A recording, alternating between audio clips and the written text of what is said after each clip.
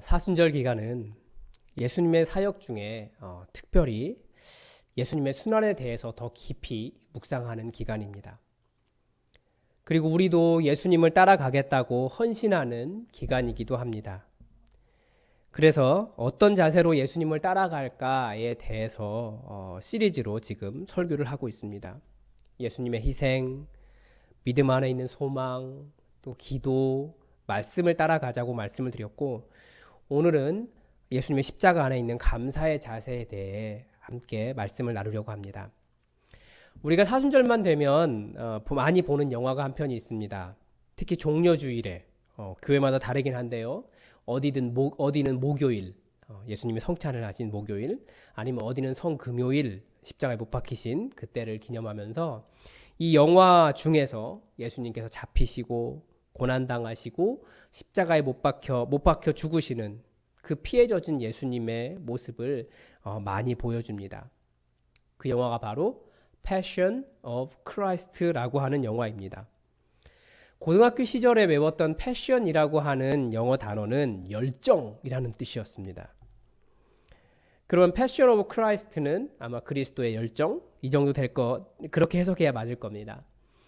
영화가 처음 나왔을 때 저도 그렇게 해석을 했습니다. 아마 우리를 구원하시기 위해 십자가를 지시기까지 예수님이 보여주신 그 열정이라는 그렇게 해석을 했던 거죠. 그런데 보니까 나중에 알았는데 이 패션이라고 하는 단어가 그리스어 파시오에서 나왔는데 파시오는 고통이라는 뜻입니다. 그러니까 패션 오브 크라이스트는 그리스도의 순환, 그리스도의 고통을 의미합니다. 또 여기서 파생된 단어가 파토스라고 하는 단어입니다. 우리가 파토스를 어떻게 이해하고 있습니까? 신대원 시절에 설교학 교수님이 설교자는 설교에 파토스가 있어야 된다. 맨날 그렇게 강조하셨거든요. 그래서 파토스가 열정인 줄 알았어요. 그래서 설교하면서 소리 고래고래 지르는 것을 파토스, 내 열정이다 라고 생각을 했는데 파토스는 격정이라고 번역하는 것이 더 적당할 겁니다. 이 사전적인 정의에 따르면 격정은 격렬하고 갑작스러워서 억누르기 어려운 감정입니다. 즉 이성적으로 생각으로는 절제가 안 되는 그런 감정을 의미합니다. 그래서 우리가 잘 아는 현장 용어로는 욱이 가깝습니다. 평소에 얌전하다가도 욱하면 감정이 통제가 안 되시는 분들이 있잖아요. 그거 말하는 거예요. 그러니까 사람은 주로 어떤 부분에 파토스를 가지고 있을까요? 사랑하고 더 배려하고 인내하고 교회를 세우고 뭐 이런 부분에 파토스를 가지고 있을까요? 사실은 그것보다는 내가 원하는 일이 잘 되지 않을 때, 다른 사람이 내 자존심을 건들 때, 아니면 내가 받아야 할 대우를 제대로 받지 못할 때, 혹은 자동차 운전할 때, 그럴 때 우리는 우리 마음에 고통을 가진 파토스가 일어납니다. 그래서 그것을 뭐라고 이야기하냐면 마음에 고통을 주는 분노라고 이야기하죠. 분노는 잘 해소해야 되는 감정이에요. 해소라고 하니까 다 쏟아내라는 말이 아닙니다. 해소하고 쏟아내는 것은 다릅니다. 그러니까 분노가 일어난 이유를 파악하고 말을 하든 기도를 하든 그 분노라는 감정의 그 뜨거움이 사라지도록 그 뜨거움을 풀어내야 합니다. 그런데 어차피 아무리 뜨거운 분노도 시간이 지나면 그 뜨거움이 식기는 합니다. 근데 문제는 뭐냐면 해소되지 않고 식어버린 분노는 원망이 돼요. 원망은 분노처럼 욱하거나 당분간은 누군가에게 해를 끼치지는 않습니다. 그래서 분노가 바깥을 향해서 표출된다면 시간이 지나서 이 분노가 해소되지 않고 내 안에서 그냥 식어버리면 이제 그 원망은 내 안으로 표출이 돼요. 마음이 무정해지고 다른 사람의 호의를 의심하고 혹은 냉소하고 우울에 빠지기도 합니다. 원망은 내 내면을 황폐하게 하는 일에는 최고의 능력을 가지고 있습니다. 내면의 기쁨이 사라지고 부정적인 감정에 집착하게 되고 자신도 모르게 주변 사람들과 담을 쌓게 됩니다. 그래서 마음속에 원망이 가득 쌓여 있는 사람은 시간이 지나면 그 얼굴에 그 표정에 나타나요. 그런데 이 원망은 주로 성실한 사람, 순종을 잘하는 사람, 열심히 일하는 사람들을 따라다닌다는 게 비극입니다. 정말 성실했을 뿐인데 내면이 황폐해지는 불행을 겪는 거죠. 그래서 이 차가운 분노, 원망을 목사들의 저주라고 말하기도 합니다.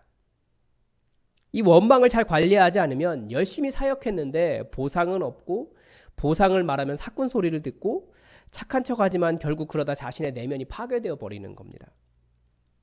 그런데 원망이 더 강할까요? 아니면 성령님이 더 강하실까요? 이론적으로는 성령님이 훨씬 더 강하셔야 하는데 오늘 본문은 조금 다른 이야기를 합니다. 보통 말씀을 읽으면 앞에서부터 시작하는데 주제를 찾아가는데 오늘은 본문을 뒤에서부터 한번 보겠습니다. 오늘 본문은 우리가 잘 아는 본문입니다. 예수님께서 십자가를 지시기 전에 제자들과 마지막 식사를 하시는 장면이고요. 우리에게는 성찬의 근거 본문이기도 합니다. 우리를 위해 찢기시고 피 흘리시는 예수님의 희생과 헌신을 보여주는 아주 은혜로운 본문입니다. 그런데 이 본문의 끝에 가면 예수님은 참 안타까운 마음으로 이런 말씀을 하세요. 21절입니다. 그러나 보라, 나를 파는 자의 손이 나와 함께 상 위에 있도다. 인자는 이미 작정된 대로 가거니와 그를 파는 그 사람에게는 화가 있으리로다. 성찬 본문 마지막에 인자를 파는 사람이 나옵니다. 요한복음의 증언에 따르면 이 말씀을 하실 때 예수님의 마음이 그렇게 편하지 않으셨습니다. 매우 괴로워하시며 너희 중에 한 사람이 나를 팔 거야. 그렇게 말씀하신 겁니다. 가룟 유다가 왜 예수님을 팔았는지에 대한 사실 정확한 동기는 잘 알 수 없습니다. 어떤 사람들은 가룟 유다는 갈릴리 사람이 아니어서 제자 집단에서 소외된 사람이다. 아니면 지독한 율법주의자여서 율법을 수호하고자 예수님을 대제사장에게 넘겼다. 그런 말들이 있습니다. 그런데 가룟 유다의 심경의 변화를 알 수 있는 내용이 다른 복음서들에 나와요. 예수님께서 베다니 나병 환자 시몬의 집에 계실 때 한 여자가 매우 값진 향유 향유컵을 가져다가 예수님의 머리에 부었습니다. 그 값비싼 순전한 나드 향이 집안 전체에 가득 찼습니다. 그 향기로운 향이 어떤 느낌이었을까요? 아마 어떤 찬양보다도 어떤 악기보다도 이 나드 향은 모든 사람들의 마음을 차분하게 가라앉히고 예수님의 숭고한 죽음을 예비하는 은혜의 순간을 만들어 주었을 겁니다. 그런데 이때 제자들이 화를 낸 거예요. 아니, 그 비싼 옥합을 왜 허비하는 거야? 그렇게 허비할 거면 차라리 비싼 값에 팔아서 가난한 자들이나 도와주지. 참 가난한 자들을 도와주는 게 정당성이 있어 보이는데요. 잘 모르겠습니다. 마가와 요한은 300데나리온이라고 구체적인 액수까지 언급합니다. 그러니까 어떤 사람들의 1년치 연봉이에요. 낭비처럼 보이죠. 참 그 제자들도 예수님의 은혜를 참 모르는 거예요. 요한복음은 특별히 이 제자가 가룟 유다였다라고 말합니다. 그런데 누가복음만 빼고 3개의 복음서가 다 이 사건 후에 가룟 유다가 예수님을 팔려고 대제사장에게 찾아간 것으로 기록하고 있습니다. 마태복음의 기록은 더 충격적이에요. 뭐라고 되어 있냐면 그때에 라고 기록되어 있습니다. 그러니까 구체적으로 이 사건 때문에 혼나서 섭섭해서 원망이 가득해서 가룟 유다가 예수님을 팔려고 대제사장에게 갔고 구체적으로 은 30, 그러니까 싸구려 노예 한 사람의 가격으로 예수님의 몸값을 흥정했다고 말합니다. 혼났거든요.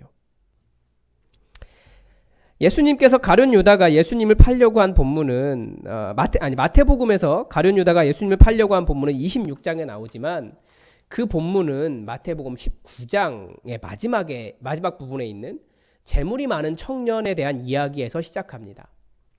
그 부자 청년의 비유의 마지막에 베드로가 이렇게 이야기해요. 예수님께 물어봅니다. 예수님, 우리가 모든 것을 버리고 주를 따랐는데요. 그러면 우리에게는 무엇이 있습니까? 그러니까 우리에게 무슨 보상이 있습니까? 그렇게 물어본 겁니다. 그리고 바로 나오는 20장 첫 번째 본문이 비유가 포도원 품꾼의 비유입니다. 그렇게 물어보는 제자들에게, 그러니까 베드로를 대표로 하는 제자들에게 예수님이 말씀하시는 거죠. 얘들아, 하나님 나라는 자기 포도원에서 일할 일꾼을 찾으려고 아침 일찍 나간 포도원의 주인과 같단다. 그 주인은 하루 품삯으로 한 데나리온을 주기로 하고 사람들을 고용했지. 그런데 아침 9시에도 나가보니까 사람들이 장터에서 놀고 있는 거야. 그래서 그 사람도 일한 것에 맞는 품삯을 줄 테니 와서 포도원에서 일해라 라고 하고 고용을 했지. 낮 12시에도 나가보니까 또 오후 3시에도 나가보니까 사람들이 있어서 또 그 사람들을 고용을 했어. 그런데 오후 5시에도 나가보니까 사람들이 시장에서 있는 거야. 그래서 그 사람들에게 물었대. 왜 하루 종일 놀고 있니? 여기 그렇게 서 있니? 서 있는 겁니까? 그런데 그 사람들이 그렇게 대답했다네. 우리를 품꾼으로 쓰는 사람이 없어서 그렇습니다. 그래서 포도원 주인이 그렇게 말했대. 너희도 포도원에 들어가라. 날이 저물고 포도원 주인이 청지기에게 일당을 주어야 하니까 이제 품꾼들을 불러오라고 했대. 나중에 온 사람부터 삭슬 주는데 가장 늦게 일한 사람에게도 한 데나리온, 가장 일찍 온 사람에게도 한 데나리온을 주었대. 그런데 문제는 품삯을 받고 난 사람들 중에 집주인을 원망한 사람들이 있었어. 나중 온 사람은 1시간밖에 일하지 않았는데 왜 나랑 같은 값을 받습니까? 우리는 하루 종일 고생했고 뜨거운 햇빛과 더위를 견뎠는데 왜 같은 대우를 받아야 합니까? 그래서 집주인이 이야기했대. 친구여, 내가 무슨 잘못을 했는가? 나는 자네와 한 데나리온을 약속하지 않았나? 내가 약속을 어겼는가? 나중 온 사람에게 그렇게 주기로 한 것이 내 뜻이네. 내가 선한 것이 자네의 눈에는 악하게 보이는가? 그리고 나서 하신 말씀이 처음 된 자가 나중되고 나중된 자가 처음 된다. 무엇 때문에요? 하나님은 불공평하신 분입니다. 라고 원망하기 시작할 때. 이 이야기 이후에 나오는 본문은 세베대의 두 아들 야고보와 요한의 어머니가 두 아들을 예수님의 나라에서 예수님 좌우편에 앉게 해달라고 요청하는 장면입니다. 이때도 제자들은 서로 싸웁니다. 우리가 이렇게 수고하였는데, 우리가 모든 것을 버리고 주님을 따랐는데, 내가 더 많은 일을 했는데 누가 더 큰 자냐? 누가 더 많은 보상을 받을 것인가? 계속 그 논쟁을 하면서 예루살렘까지 간 거예요. 그런 과정 속에서 야단 맞은 가룟 유다는 결국 부자 청년의 비유처럼 예수님인가 재물인가, 거기에서 재물을 선택하고요. 내가 모든 것을 다 버리고 예수를 따랐는데 나에게 주어지는 것이 뭐야?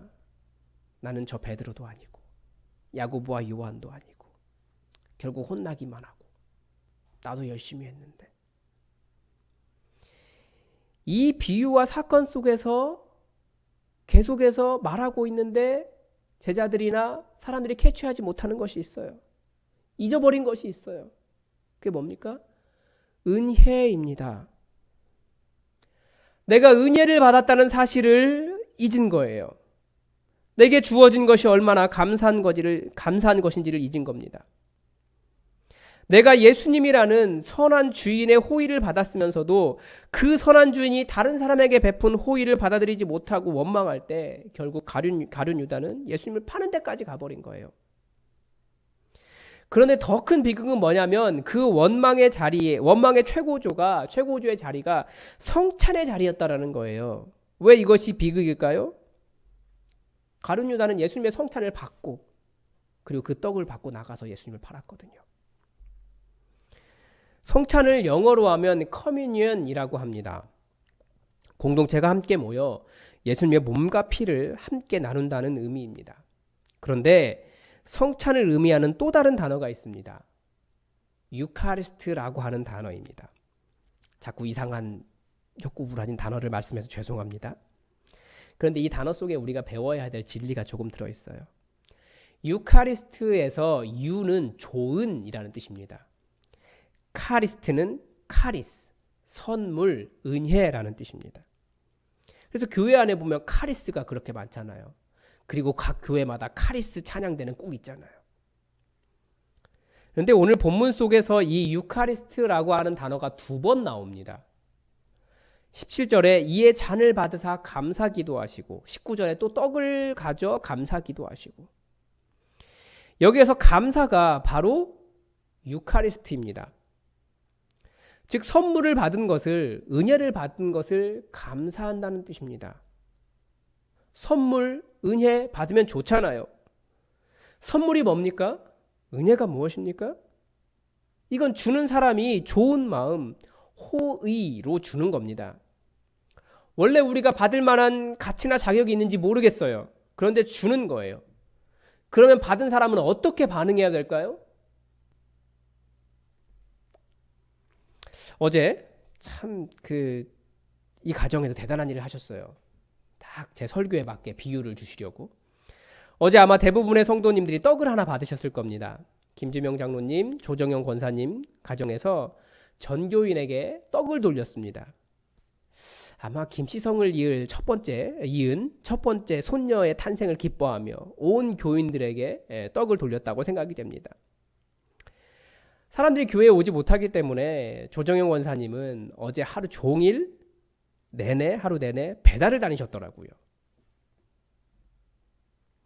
사실 손녀의 탄생 때문에 떡을 돌린 것도 있지만 운영위원장으로서 성도들이 얼굴을 보지 못하는 시간이 길어지니까 어떻게든 성도들의 교제, 성도들의 끈을 이어보려고 하신 겁니다. 그러니까 성찬의 첫 번째 의미 커뮤니언 말씀드렸잖아요. 그러니까 이 가정에서 이 떡을 통해서 우리가 하나로 이어졌다라고 하는 커뮤니언을 이루는 행동을 하신 겁니다. 그러면 우리의 반응은 무엇일까요? 어떤 반응이 많습니까? 이 가정의 호의, 이 가정의 좋은 뜻이 보이십니까? 그러면 이 가정에 이 선물을 받은 사람은 감사하는 것이 정상적인 반응입니다. 공짜로 받았기 때문에 가치가 없는 것이 아니라 이 예수 푸반교회라는 공동체의 커뮤니언을 이루기 위해서 노력한 그 마음을 안다면 감사, 유카리스트 하는 것이 정상적인 반응이라는 거죠. 예수님의 자기를 내어주심, 성찬을 받고 난 사람들의 변화를 한마디로 이야기한다면 감사로의 변화입니다. 내가 베드로처럼 우리의 모든 것을 다 버리고 예수님을 따랐는데 그러면 우리에게 무엇을 주시겠습니까? 라고 묻는다면 정말 감사한 마음이 없는 거예요. 그런데 그 감사에 왜 감사의 마음이 없겠습니까? 원망하기 때문에 그래요. 계산해봤더니 안 맞는다는 거죠. 내가 정말 열심히 일했는데 왜 이것밖에 되지 않아? 라고 하는 섭섭함이 더 큽니다. 정말로 여러분의 삶이 주님께 받은 것이 겨우 이것뿐입니까? 겨우 이게 뭐야? 그렇게 말하는 것밖에 되지 않습니까? 지금 예수님께서 우리를 위해 행하신 일이 무엇입니까?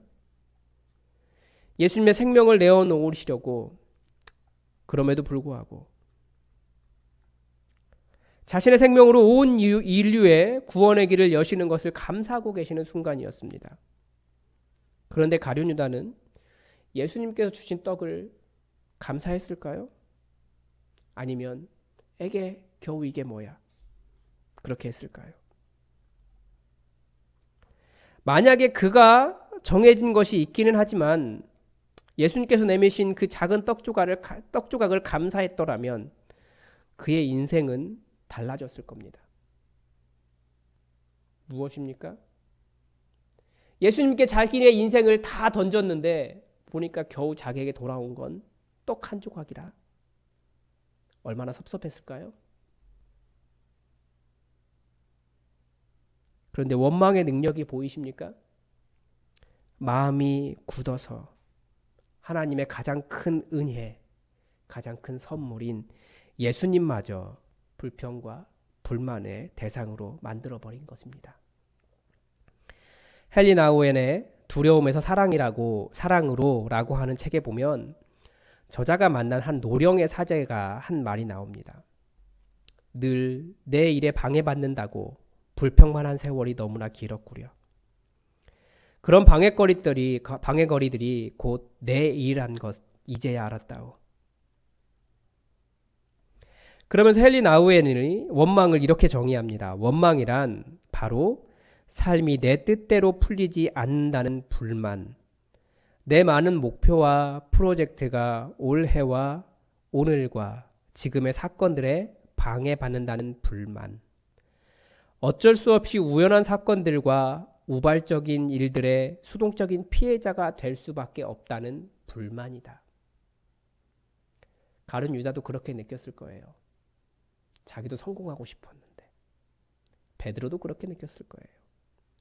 야고보와 요한도 그렇게 느꼈을 겁니다. 십자가는 실패라고. 그런데 그것을 예수님의 뜻대로 감사하면서 변했을 겁니다. 그러면 우리의 영적인 과제가 무엇이겠습니까? 헨리 나우엔은 계속해서 이렇게 말합니다. 내 영적 과제는 벌어지는 모든 일을 듣는 법과 하나님의 손이 나를 인도하고 계심을 믿는 법을 배우는 것이다. 그러면 더 이상 삶이 내 스케줄과 계획에 대한 방해거리의 연속이 아니라 하나님이 인내심과 목적을 가지고 하루하루 나를 빚으시고 인도하시는 장이 된다. 감사는 방해거리를 초대로 불평의 빌미를 관상의 순간으로 바꾸어 준다. 관상은 개신교에서는 낯선 용어인데요. 아마 깊은 기도 이 정도 이해하시면 됩니다. 우리의 원망의 대상은 양면성을 다 가지고 있습니다. 내 마음을 돌처럼 굳게 만들어서 성령님께서 역사하실 수 없도록 만들기도 하지만 또 원망거리를 통해 하나님께서 주신 선물에 대한 감사를 배우면 모든 것이 하나님의 은혜임을 아는 하나님의 인도하심으로의 초대가 됩니다.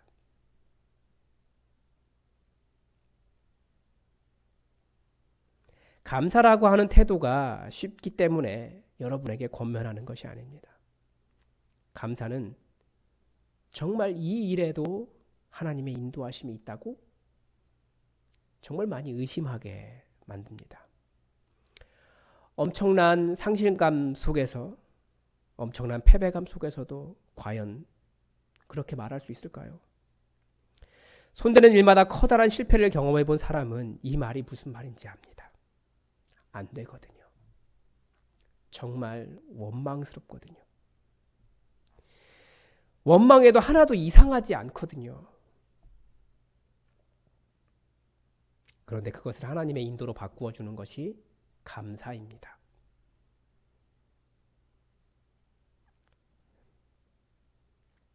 저는 제가 살아온 인생이 감사합니다.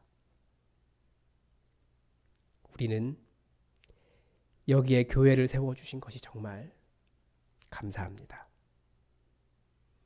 제가 여러분의 담임 목사에서 정말 감사합니다.